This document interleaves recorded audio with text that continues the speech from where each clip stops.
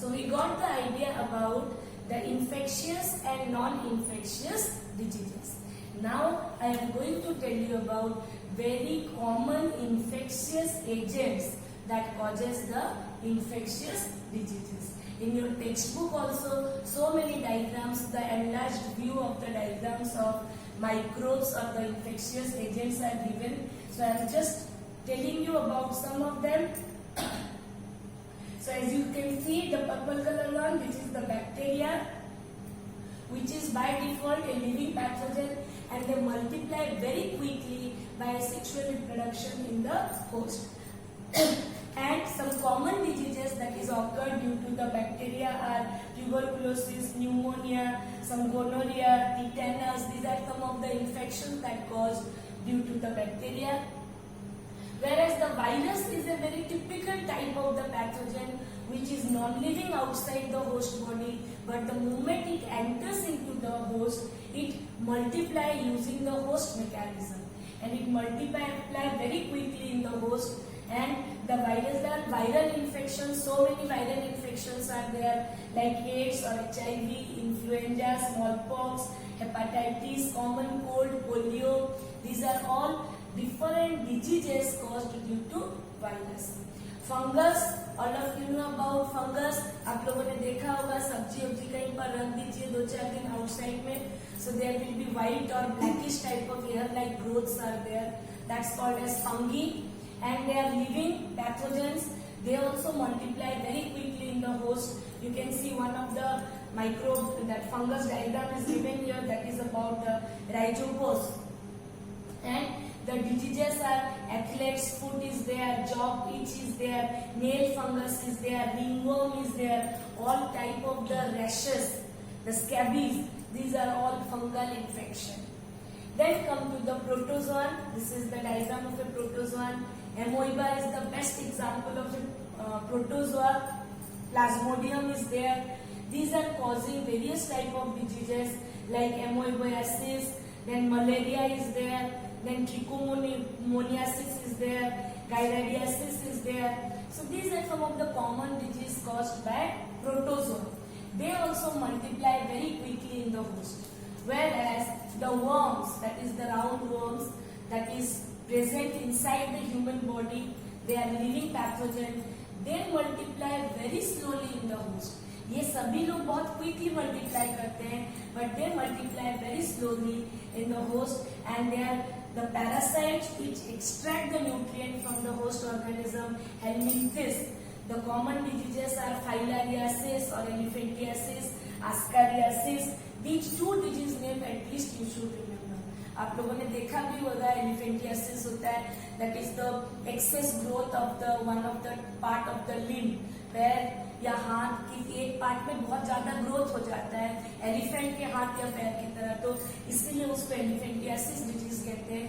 So these are the disease caused by the worms. So this is a cumulative idea about the different type of the infectious agents that causes the various type of disease. As you can see, I have just collected the picture of some of the causative agent of some very dangerous infectious disease like Vibrio cholerae. बहुत साल पहले India में cholera was a epidemic disease. Thousands and lakhs of people died because of cholera, which is caused by Vibrio cholerae. It is a bacteria, as you can see. Then this is plague disease. This is also caused by a bacteria. Then tularemia, it is a disease. Then smallpox virus looks like this, variola major.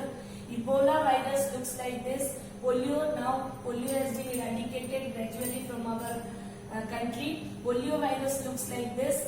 HIV AIDS virus, quite similar to coronavirus. You can see here. And it is rabies, that is Lissa virus, that causes the rabies disease. Anthrax आप लोगों ने सुना होगा, that's a bacterial infection, that is Bacillus anthracis. So even if it is not given in your syllabus, लेकिन आपका health के ऊपर disease के एजेंट्स के ऊपर एक आइडिया बढ़ाता है कि there are so many pathogens are there which are causing various types of the diseases. So we got the idea about the pathogens now. Microbes के बारे में हमारा आइडिया हो गया. Now the question arises, जैसे कि मैंने आपको बताया था infectious and non-infectious disease. So how a healthy person gets infected from an infectious person. अगर किसी को कोई बीमारी है, how a healthy person usually suffer from that disease. For that we need to know about the transmission of the disease. कैसे transmit होता है the disease from a sick person or infected person to a healthy person. So this is again a very important concept from the examination point of view in your class, that is the most different mode of transmission of diseases. We can read it in general way, जैसे हमारे text book में है, generally हम उसको पढ़ सकते हैं. Otherwise I have just made it a little bit differential way, उसको थोड़ा सेपरेट मैंने कर दिया है. There is general transmission is there and human to human transmission is there. दो तरह से ट्रांसमिशन होता है. Infectious disease can be spread in these two ways. General way of transmission, certain abiotic factors are there which affect the disease transmission, and some animal vector, biotic factors are there. General way of transmission, what are those? That is wind and water, air and water. That plays a very significant role in the transmission of disease. For example, like air. What is that? Smallpox disease, all of you know. You have heard about the what is that? Cold, very common. किसी को कफ है, classroom में teacher को बहुत ज्यादा सर्दी हो गई है, the teacher is continuously sneezing, and after a few days it is being observed that first या सेकेंड रो में जो बच्चे बैठे हैं उसमें से एक या दो बच्चों को स्नीजिंग शुरू हो गया है, सर्दी हो गई है. Why it happens? The main means of transmission is air. Some diseases are transmitted through air and those are called as airborne disease. How it transmits through air? If a person is sneezing or coughing, the small droplets with the pathogen, like if it is cold, that is the cold virus is there, it is in the air, and when a healthy person inhales it, inhale करता है, then that goes to the healthy person's body and started multiplying, and the healthy person suffers from the disease. So this is the way how the transmission of the disease occurs by air. This is called airborne diseases. You need to remember some of the examples of some airborne disease. Similarly, water is also a very important general way of transmission of disease. How we can say like that? Water. If you are drinking the polluted water, or many people used to drink in rural areas that river water or pond water where the animals are being taking bath there. People are going for open defecation and coming and clean up themselves. So, if a person is suffering from any disease and by any reason that pathogen comes to the water and that water is being taken up by a healthy person in any way, then the disease may occur in the healthy person also. That cholera spreads by that way only. Okay. So the typhoid, cholera, these can be considered as waterborne diseases. That's why it is always being advisable. Don't drink water and everywhere. आप किसी भी जगह पर किसी भी जगह का पानी एकदम से नहीं पीना चाहिए. You should always try to take safe drinking water, because that also causes some or transmits some disease from infected person to healthy person. Then animal vector में the common one is there are some flies are there, मक्खियाँ होते हैं, मच्छर होते हैं, that is responsible for transmitting the disease from infected person to healthy person. All of you know about the malaria, mosquito bite is there. मच्छर काटने से malaria होता है लोग बोलते हैं. It is not the disease causing agent is not mosquito, it is plasmodium, but mosquito transmit it from an infected person to healthy person. So these are the vectors. Rats are there, sometimes the rats and the other animal bites, they also causes some infectious disease. So these are some general way of transmission: wind, air, water and vector. But there are some ways are there by which human to transmission is possible for the infectious disease. Like corona. Corona is a disease that transmits human to human. किसी animal से corona disease किसी को spread नहीं करता. तो ये सारी चीजें आपको मालूम होनी चाहिए. You need to remember all this. Like direct contact. What does it mean? Direct contact. Due to any reason, if one individual human being is coming in direct contact with another person, that may lead to the transmission of infectious disease. Sometimes indirect contact. What does it mean? Like if the corona itself, it is one of the example of indirect contact. You know that the virus remained in the steel item or metal item for 9 hours. So if you will touch any door one or any grill where the virus is there, that will immediately enter into your body and start multiplying. That's called indirect contact. Sometimes droplets, as I have already told you, examples are Ebola is there. The droplets from one human being to another human being by inhaling. Airborne, already discussed, influenza and tuberculosis, that also remain inactive. The pathogens aerosolize and stay infective, and that may transfer from a healthy person, from an infected person to a healthy person. Another one is fecal and odor. These points are coming here also. Just here we have made it some points on it. Otherwise it is the same one. Air, water, direct contact and vector. There are the 4 important means of spreading of diseases or transmission of diseases from an infected person to healthy person.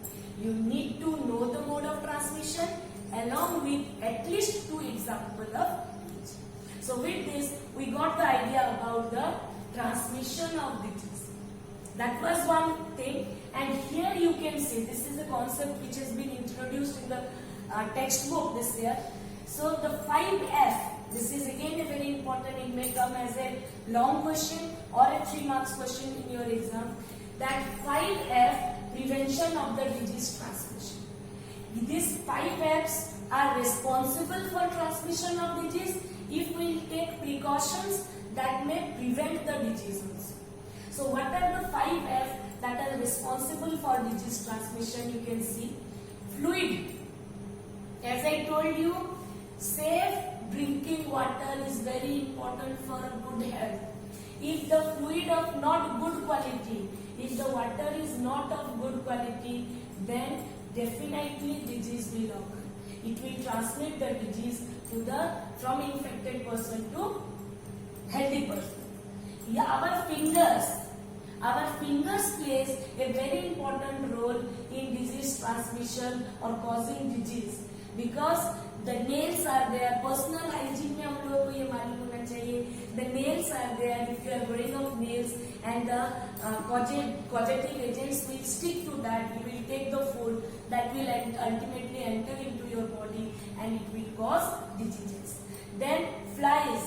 If the surrounding is not clean, if your foods are open, then the flies, they are moving here and there.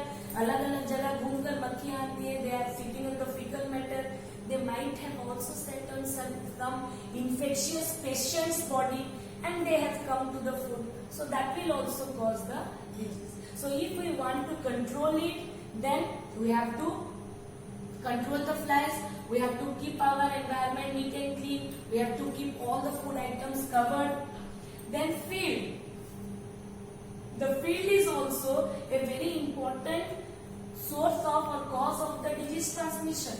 If the people are going for open defecation and some of them are infectious, that will definitely cause the disease to the other people who are not infected and using the same field for defecation. So the field is also one of the important cause for disease transmission. And last one is flood. Here the flood doesn't mean that the normal flood. ये बाढ़ के बारे में नहीं बता रहे. यहाँ पर mainly this F indicates about the sewage water. Excess sewage water जो होता है, that is coming through the drainage, and if it is not properly drained out, it will remain our surrounding and that will cause severe disease. Sometimes it is transmitting the diseases to the other person also. So this is all about the 5 F's that is highly essential to know. Fluid, finger, flies, field and flood. That will directly or indirectly affect the transmission of the diseases. So this is all about the 5F. We need to know about it. Now the question arises. We have got a clear idea about the causes of the diseases. We know about the infectious agents now. We have got the idea about some diseases are spreading and some are not spreading. So, if a person is suffering from any problem, we need to cure that person. हमें treatment की जरूरत होती है. We need to try to get rid of the problem. How can we treat ourselves or we can get rid of the problem? For that reason, you need to know about the different agents. जैसे मैंने previous slides में आपको बताया, there are different agents are there that will cause the different disease. If you are having the idea about the different disease, then you can know the type of the treatment to be used. क्यों पढ़ना चाहिए? हम लोग क्यों bacteria, virus, इतने सारी चीजों के बारे में पढ़ें? So that we can know for which disease we have to give which treatment. That is highly essential or that is highly needed to know. For this reason, what type of actually things are given for the treatment of the diseases? It is antibiotics. The antibiotics are normally given to treat the different type of disease. As you can see, some of the pics I have given. Penicillin, a very common antibiotic to be used. Then amphoxylin. Then you might have known about some more antibiotics. Nowadays, many people are taking antibiotics for the treatment of many diseases. What does it mean? Do you know the meaning of antibiotic? These are nothing but some medicines or some chemical drug that block the biochemical pathway of some pathogen. Particularly, it has been observed, it has been worked out, experimentation where that the antibiotics works against the bacterial infection. They block the bacterial metabolic pathways and ultimately the pathogen dies and the patient recovers from the disease. That's why antibiotics are very important means to treat the disease. But if you will see the viral infection, there is no antibiotic is given for viral infection because by default viruses do not have any metabolic pathway of their own. They do not have the metabolism of their own. So the antibiotics do not work against them, rather they against the bacteria. So with this we have got an idea about the antibiotic. Antibiotic is again important question for your exam. As you can see here, antibiotic action. This is the bacterial infection. These are the viral infection and they are having their own biochemical pathway. So antibiotic block the pathway. But viruses do not have their antibiotic pathway. Hence it cannot work on virus. Now I will show you how the antibiotic work against the bacterial infection. These are not required for your exam, children. This is only for your understanding purpose. जैसे कि आप लोग देख रहे हैं, this is a bacteria, and these bacteria are having the bacterial cell wall, and these cell walls are being inhibited or blocked by the antibiotic action. When we are taking an antibiotic against any pathogenic disease, कोई भी bacterial disease के against में when you are taking antibiotic, what does it work? क्या काम करता है? It inhibits protein synthesis. That antibiotic inhibit the protein synthesis in bacteria. So what will happen? All living organism needs protein to survive. It inhibits protein synthesis, so ultimately bacteria cannot prepare protein. It will not get the food and it will die. It inhibits the nucleic acid synthesis. No DNA, no RNA, nothing will be synthesized because of the antibiotic. So bacteria will not have any DNA of its own, any RNA of its own. It will inhibit cell wall synthesis. This cell wall synthesis will be inhibited by the antibiotic. Then also it is going to die. It will disturb the membrane function. It will block all the metabolic pathway of the bacteria. So in this way, when we are using antibiotic, it will inhibit का मतलब होता है block करना, to check. So it will disturb many functioning of the bacteria.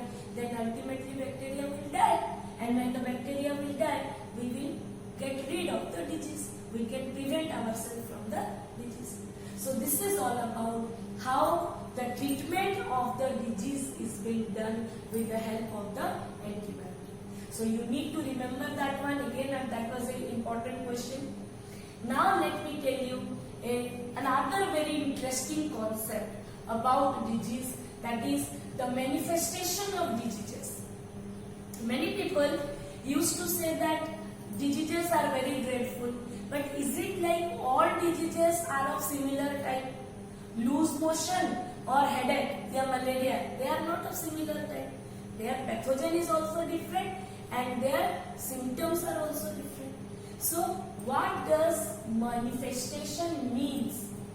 We need to know that. That means clear sign of pathogen in the body.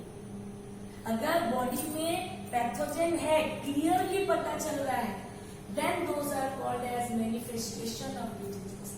So I try to make it is given in a paragraph wise in your textbook. I have tried to make a small tabular form, just given 2-3 examples.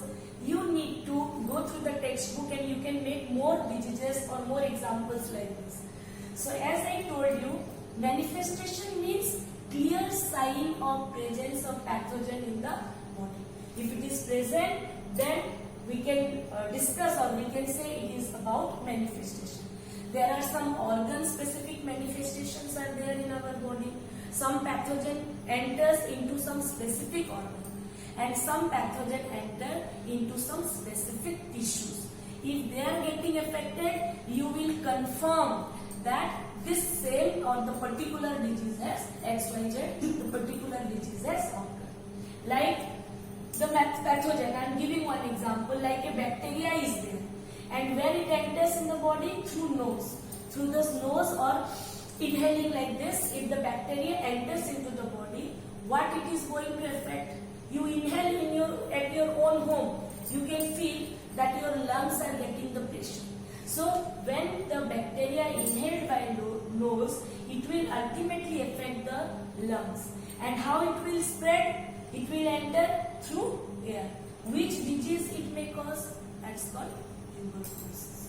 So I have just given in one line about organ manifestation. In particular, the entry of organ is different, the affected organ is different, the means is different, and ultimately the type of disease is identified to be tuberculosis. So the same question may be given as understanding question or application based question to you. Name a disease where the pathogen enters through the nose and affect lungs. So you can simply write down it is tuberculosis. Similarly, Plasmodium is a protozoa that enters through the blood, into our body, and the most organs that is affected are liver and RBC, and it gets spread by mosquito bite. So if it will identify, the disease is nothing but the malaria. Similarly, if you will go for HIV virus, that enters through the macrophage or WBC, and it affects the immune system of our body, and that spreads through the sexual contact, and the disease caused by this HIV virus is AIDS. In a similar way, you need to write down some more diseases so you will have a clear idea about the manifestation. And whenever we will discuss about the manifestation, one concept you should definitely remember, that the tissue or the organ that the microbe is infecting, depending on that the symptom depends. कौन से organ को affect कर रहा है, उसी के ऊपर depend करता है symptom कैसा होगा. It may be specific or it may be general. Some specific symptoms may come or some general symptoms may come. So these are all about the manifestation of the diseases.